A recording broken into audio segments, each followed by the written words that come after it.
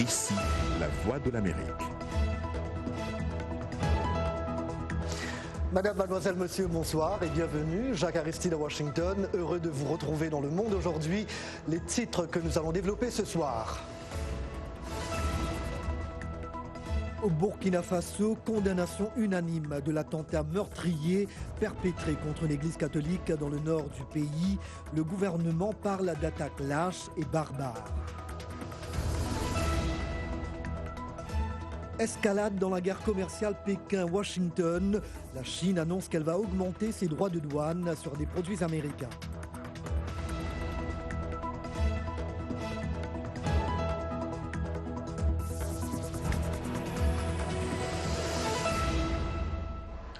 Le Burkina, pour démarrer, un commando d'une vingtaine d'individus armés a abattu 6 personnes, dont un prêtre, pendant la messe dominicale dans une église catholique à Dablo, dans le nord du pays. Les assaillants ont ensuite mis le feu à l'église, pillé une pharmacie et plusieurs autres magasins avant de prendre la fuite à bord de véhicules.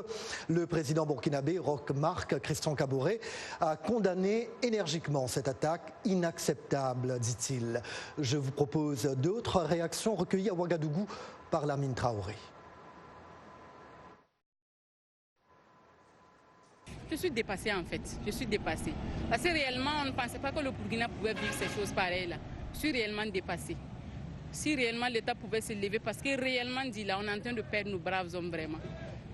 C'est comme d'habitude, ils essaient de, chaque fois quand il y a des situations qui sont un peu favorables au Burkina, je pense qu'on essaye de vouloir dégrader la situation, mais je pense que c'est appeler au calme, dire aux autorités de garder la sérénité pour essayer de s'organiser, parce qu'on sait très bien que c'est des bandits armés. C'est vraiment déplorable qu'on en soit là actuellement. Les 4 années en arrière, on ne connaissait pas cette situation. Actuellement, il n'y a pas ce jour qui passe sans que le Burkina, des familles ne soient pas endeuillées par les traces des terroristes, des djihadistes. Ça craint vraiment. En tout cas, c'est déplorable. C'est beaucoup déplorable. Mais face à cette situation, bon, qu'est-ce qu'on peut faire? On ne peut que demander que les autorités prennent la situation au sérieux, que bon, il y ait beaucoup d'implications aussi de la population.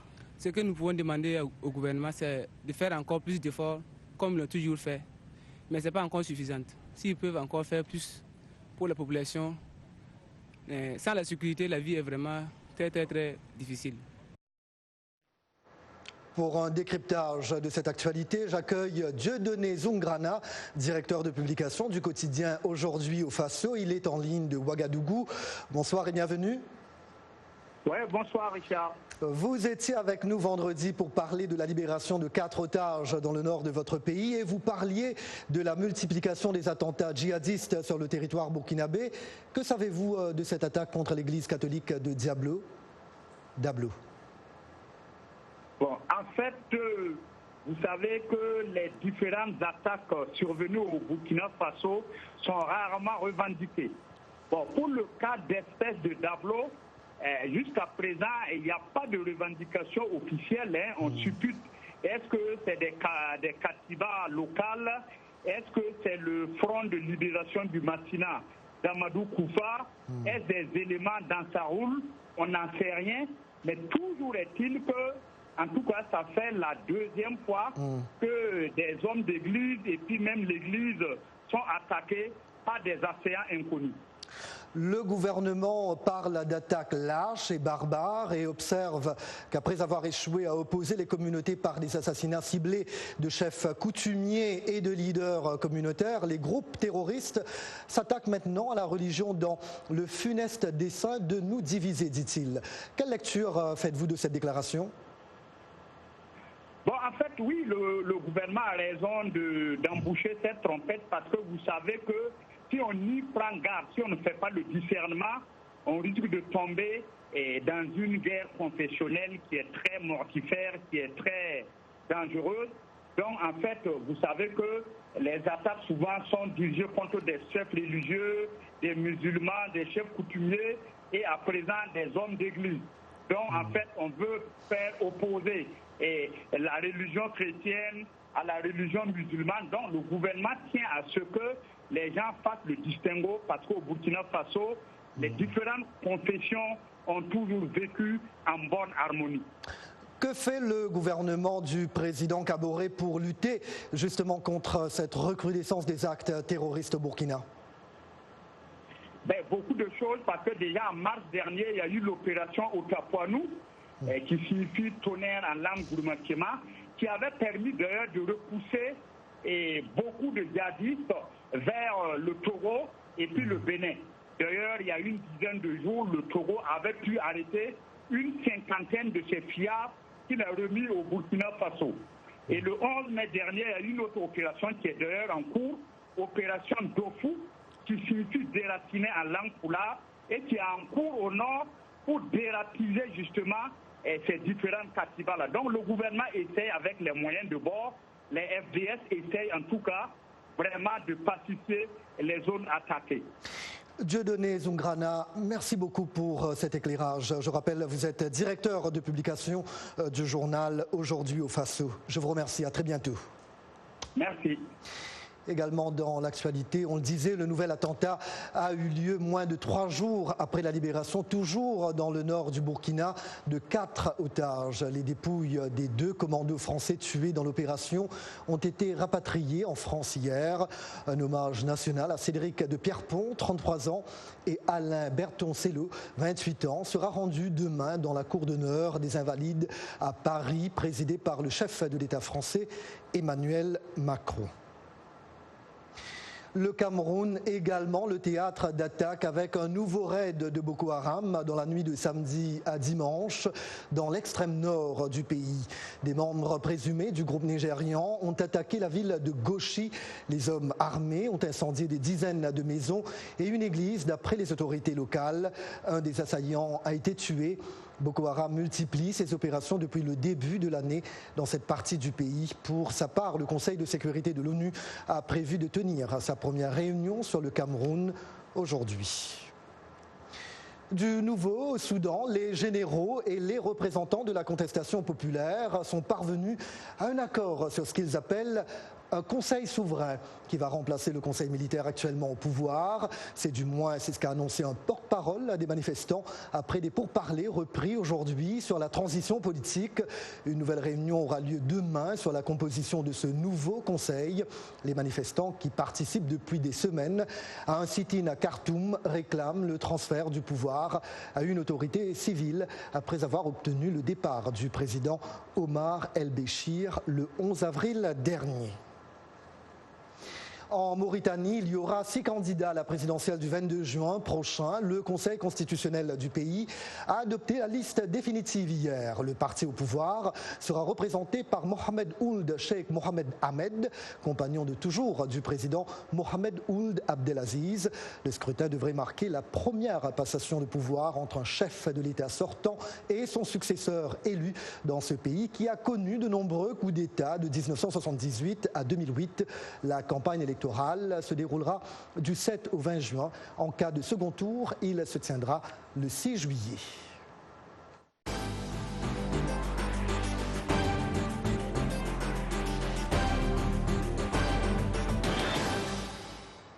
La réplique n'a pas tardé dans le conflit commercial entre Pékin et Washington. La Chine indique qu'elle va augmenter ses droits de douane sur des produits américains représentant 60 milliards de dollars d'importations annuelles. C'est en représailles aux mesures prises par le président Donald Trump. John Linden pour les détails. Ce lundi, le bureau de la commission tarifaire du gouvernement chinois a annoncé qu'à partir du 1er juin, les tarifs douaniers seront relevés à 10, 20, voire jusqu'à 25% sur un ensemble de marchandises américaines déjà taxées. Malgré les menaces de Donald Trump, qui estimait dans un tweet que la Chine ne devrait pas riposter, le gouvernement chinois affiche sa détermination. Pékin avait promis à plusieurs reprises ces derniers jours qu'il allait prendre des mesures de représailles. L'augmentation des tarifs douaniers ne résoudra aucun problème. La Chine ne cédera jamais à aucune pression extérieure. Nous avons la détermination et la capacité de défendre nos droits et intérêts légitimes. Le président américain Donald Trump avait fait passer vendredi de 10 à 25% les droits de douane punitifs sur des produits chinois représentant 200 milliards de dollars d'importation annuelle. Il a également appelé à imposer des tarifs douaniers sur les quelques 300 milliards de dollars d'importations chinoises restantes. De nouvelles négociations visant à mettre un terme à la guerre commerciale bilatérale, présentée comme celle de la dernière chance, se sont achevées la semaine dernière à Washington, sans accord entre les deux puissances. Mais du côté chinois, on a toujours espoir qu'une solution pourra être trouvée. Aux États-Unis, l'espoir reste également permis. Nous voulons être aussi sûrs que possible. Nous ne pensons pas que les Chinois sont allés assez loin. Nous attendons et nous verrons. Le sommet du G20, prévu les 28 et 29 juin à Osaka, au Japon, apportera-t-il une solution acceptable aux deux parties? C'est la question que beaucoup se posent. Le feuilleton judiciaire de Julian Assange est loin de terminer. C'est maintenant la Suède qui a réouvert ce lundi une enquête pour viol contre le fondateur de Wikileaks.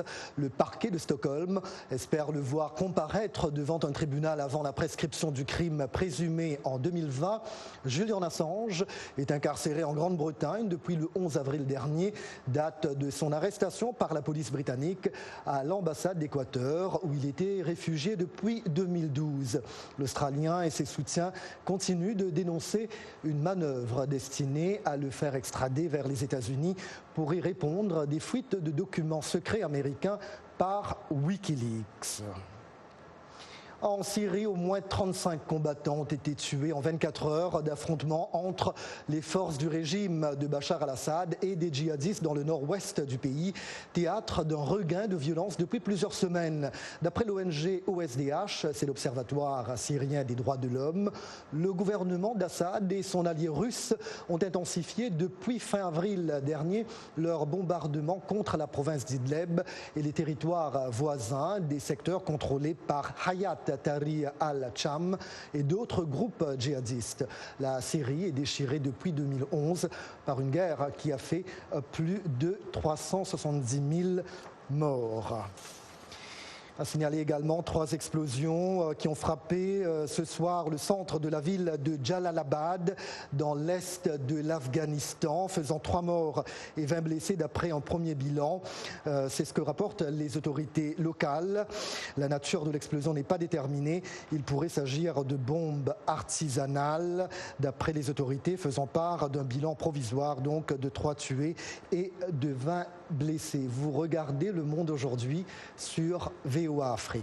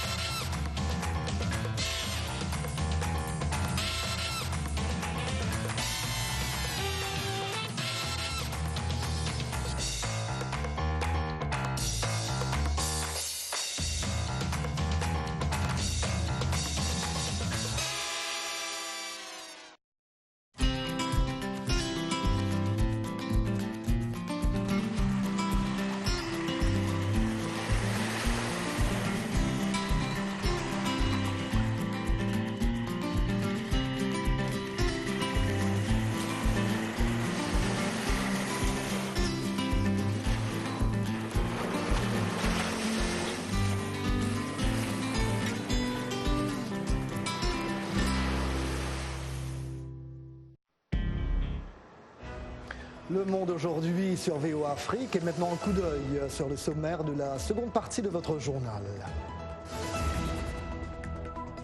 Dans Afrotech, gros plan sur les cyberattaques de plus en plus récurrentes. À 13 ans seulement, ce jeune cyber ninja démontre à quel point pirater les objets connectés est devenu simple comme un jeu d'enfant, littéralement. En athlétisme, l'Afrique du Sud fait appel du jugement qui impose à la championne Casper Semenya de prendre des médicaments pour réduire son taux de testostérone. Et en football, les Américaines dominent les Sud-Africaines en match de préparation à la prochaine Coupe du Monde.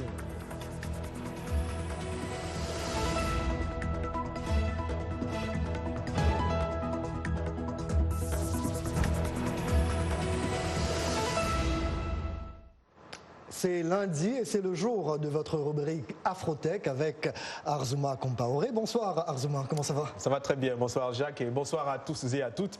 Direction le Kenya où le plus large réseau Wi-Fi public du pays est désormais opérationnel. Il est fort de plus de 3000 bornes Wi-Fi à Nairobi et à Kiambu.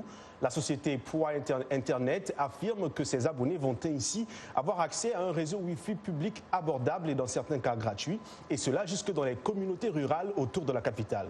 Grâce à un partenariat avec le fournisseur mondial de solutions Wi-Fi Phone, les deux entités ont construit la plus grande communauté Wi-Fi au monde avec plus de 21 millions de points d'accès sans fil.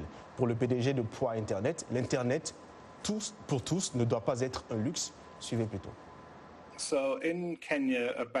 Au Kenya, environ 70% des personnes n'ont pas d'accès régulier à l'Internet haut débit.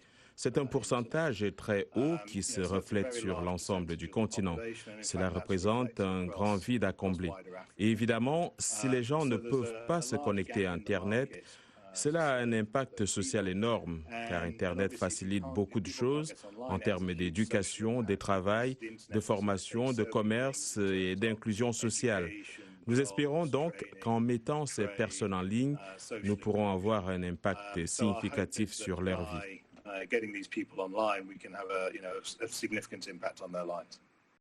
Alors, rappelons que plus de 4 milliards de personnes dans le monde ne sont toujours pas connectées et beaucoup d'autres sont mal desservies. Arzouma, un sujet à la fois intéressant et important pour le focus de la semaine ce soir. Tout à fait, Jacques. On compte environ 7 milliards d'appareils connectés à Internet dans le monde et au fur et à mesure que ce nombre augmente, eh bien, la menace sécuritaire, elle aussi, elle augmente. Alors, comme vous le verrez dans le sujet qui va suivre, les appareils connectés au web, aux maisons intelligentes et aux drones ne sont pas tout à fait sécurisés. Les drones font de plus en plus leurs preuves dans le domaine des livraisons, des prises de vues aériennes ou du simple divertissement, jusqu'à ce qu'ils soient piratés. C'est ce que Ruben Paul, 13 ans, a fait lors d'une conférence mondiale sur la cybersécurité à Cape Town, en Afrique du Sud, pour montrer à quel point les appareils connectés au web sont vulnérables. Ce jeune cyber ninja, comme il s'appelle lui-même, adore pirater. J'ai commencé à pirater vers l'âge de 6 ou 7 ans. C'est à ce moment-là que j'ai commencé à me documenter sur le piratage. Cette démonstration de piratage lors de l'événement organisé par Kaspersky Lab s'est avérée d'une facilité déconcertante, du moins selon le jeune Paul.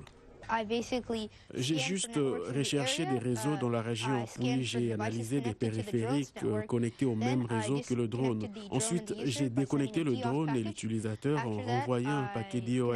Je me suis ensuite connecté au drone et pris son contrôle total. Et c'est ça le danger pour notre avenir, connecté à Internet, rempli de maisons intelligentes, de voitures sans conducteur, de communications sans fil et de drones. 93% des attaques que nous constatons sur Internet sont en réalité liées à des mots de passe qui ne sont pas suffisamment complexes. Ruben Paul et ses parents ont fondé Cyber Shaolin, une organisation de sensibilisation et d'éducation en cybersécurité destinée aux jeunes. Il en parle lors des conférences à travers le monde avec un message simple. La technologie ne fera que se répandre et c'est le monde dans lequel nous allons entrer. Alors assurez-vous qu'elle est sécurisée maintenant pour que plus tard nous n'ayons pas à regretter. À bon entendeur, salut. Le cyber ninja, Arzouma. En tout cas, on ne dira jamais assez. Il faut toujours redoubler de vigilance lorsque vous vous connectez à Internet ou à tout autre réseau, n'est-ce pas Arzouma? Et bien souvent, cette prudence commence tout simplement par un mot de passe. très simple qui respecte les conditions normales de sécurité. Oui. Alors, Zouma, de quelle folie d'invention parlons-nous cette semaine? Alors, cette semaine, nous parlons du bitume du futur, peut-être. C'est un goudron qui a été mis au point par la société britannique Lafarge Tarmac. Ce bitume donc, est capable d'absorber rapidement des centaines de litres en quelques secondes seulement. Le Top Mix perméable agit comme une gigantesque éponge avec un système de drainage dans sa confection de béton. Une première couche perméable composée de cailloux permet l'évacuation de l'eau de manière quasi instantanée. Une seconde couche, dite d'atténuation, redirige l'eau dans un système de drainage communiquant avec ces réservoirs d'eau souterrains de la ville, afin de la recycler justement cette eau. Dans les pays africains avec de très fortes chaleurs, l'eau contenue dans la couche d'atténuation s'évapore et diminue ainsi la température sur la route après un orage. Par contre, impossible d'utiliser ça dans un pays où la température tombe en dessous de zéro, car l'eau gèlerait et détruirait le système d'évacuation. Voilà, c'est tout pour Afrotech de cette semaine. Et on apprend tout le temps, formidable, tout ça. Écoutez, je vous remercie. Avec plaisir. À lundi prochain. Voilà, vous revenez. Et maintenant, toute l'actualité sportive du week-end et du jour, nous retrouvons Yacouba Ouedraogo. Bonsoir Yacouba. Bonsoir Jacques et bonsoir à vous, amis sportifs. Athlétisme pour commencer. L'Afrique du Sud relance l'affaire Caster-Semenya. La nation arc-en-ciel va faire appel du jugement controversé du tribunal arbitral du sport qui impose à Caster-Semenya de prendre des médicaments pour baisser son taux de testostérone. Nous allons faire appel aussi vite que possible, a déclaré Vouyo Maga, porte-parole du ministère des Sports. Le 1er mai dernier, on se souvient, le TAS a rejeté le recours de Semenya contre les règles de la Fédération internationale d'athlétisme visant les athlètes hyper-androgènes comme la triple championne du monde sur 800 mètres. Le tribunal a toutefois sommé l'I2AF d'amender son règlement en exprimant, je cite, de sérieuses préoccupations au sujet de la future application pratique de ce règlement. En basketball, Toronto a rejoint Milwaukee en finale de la conférence Est. Les Raptors ont remporté le 7e et dernier match 92 à 90 et se sont imposés 4 victoires à 3 face aux Sixers du Camerounais Joel Embiid en demi-finale. Toronto du Congolais Serge Ibaka a réussi grâce à un improbable panier à la dernière seconde de Kawhi Leonard. La balle a fait 4 rebonds sur l'arceau du panier avant de finalement rentrer pour donner la victoire aux Raptors. La franchise canadienne participera pour la 2e fois de son histoire à la finale de la conférence Est après 2016. Elle sera opposée à partir de ce mercredi aux Milwaukee Bucks, meilleure équipe de la saison régulière, qui a fait forte impression en demi-finale face à Boston 4-1. Parlons football à présent et direction l'Angleterre pour évoquer cette folle fin de championnat. Manchester City a réussi un back-to-back en conservant son titre de champion de Premier League. Vainqueur hier à Brighton lors de la dernière journée 4-1, eh bien Pep Guardiola et ses hommes ont remporté sur le fil un épique duel à distance contre Liverpool pour conserver leur titre de champion d'Angleterre. À noter au passage un somptueux but de l'Algérien Riyad Mahrez pour les Citizens qui ont totalisé 98 points, soit un de plus que Liverpool. Il y a tout de même des motifs de satisfaction individuelle pour 3 autres Africains en tête des meilleurs buteurs de la Première Ligue. Il s'agit du Gabonais Pierre-Emerick Aubameyang d'Arsenal, du Sénégalais Sadio Mané et de l'Égyptien Mohamed Salah, tous de Liverpool. Les 3 attaquants ont fini chacun avec 22 buts. Toutefois, c'est à Aubameyang que revient le titre de meilleur buteur. En effet, l'attaquant des Gunners a marqué les 22 buts en jouant pendant 2731 minutes, alors que Sadio Mané a eu un temps de jeu de 3085 minutes. Quant à Salah, il a joué pendant 3256 minutes et finit donc 3e meilleur buteur, lui qui était jusque-là le détenteur du titre. Lui n'est pas en Premier League, mais a plutôt quitté la Juventus Turin pour le club qatari d'El Duhail. Le capitaine du Maroc, Mehdi Benassia, nous parle de sa vie de joueur en ce mois de Ramadan, mais aussi de la CAN Égypte 2019. L'international marocain évoque les chances des Lions de l'Atlas de se sortir du groupe D, composé aussi de la Côte d'Ivoire, de l'Afrique du Sud et de la Namibie. Suivez. Pour moi, c'est une chance de pouvoir faire le Ramadan dans un pays musulman où voilà, tout le monde est concerné. On sent que c'est tout le pays qui vit en fonction de ce mois particulier. Donc voilà, je suis ravi et puis en plus, voilà, c'est vrai qu'avec l'entraînement qui est décalé le soir, c'est beaucoup plus facile contrairement à ce qu'on peut avoir en Europe où parfois on a même double séance et on ne peut pas manger, etc. Je pense qu'on a toutes nos chances, de passer le premier tour. Maintenant, on sait que c'est un groupe qui est très relevé, bien sûr. Les gens l'ont appelé le groupe de la mort. Donc je ne sais pas si c'est le groupe de la mort ou pas, mais une chose est sûre, ça va être un groupe relevé avec nos amis ivoiriens qu'on a retrouvés beaucoup de fois ces derniers temps, qui seront certainement revanchards aussi, mais voilà, on a beaucoup de respect pour les trois équipes. On a de grandes ambitions. Donc moi, je n'ai pas envie de parler de gagner le titre, etc. Il y a d'autres équipes qui sont certainement plus préparées pour ça, il n'y a pas de souci. Nous, on a envie de répondre sur le terrain et on va tout donner pour rendre heureux les supporters.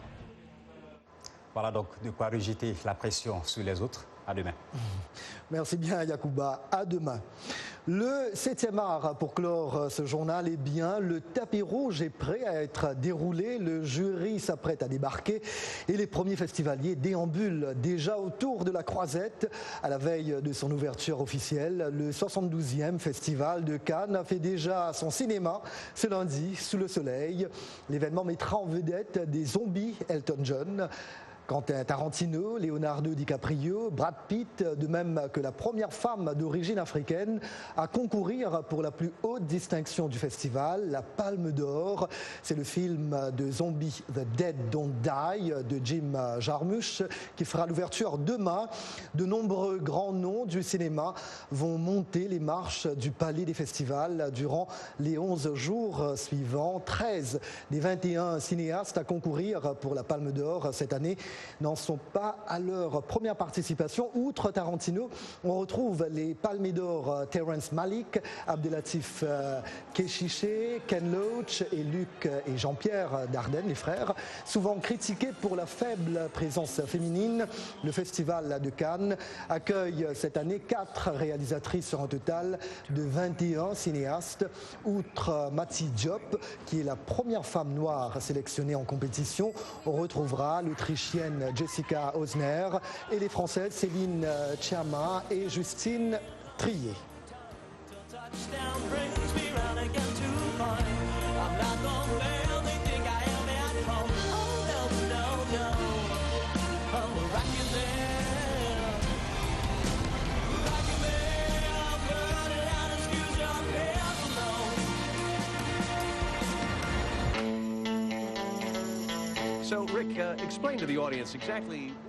Et voilà, des films à voir. Point final à ce journal.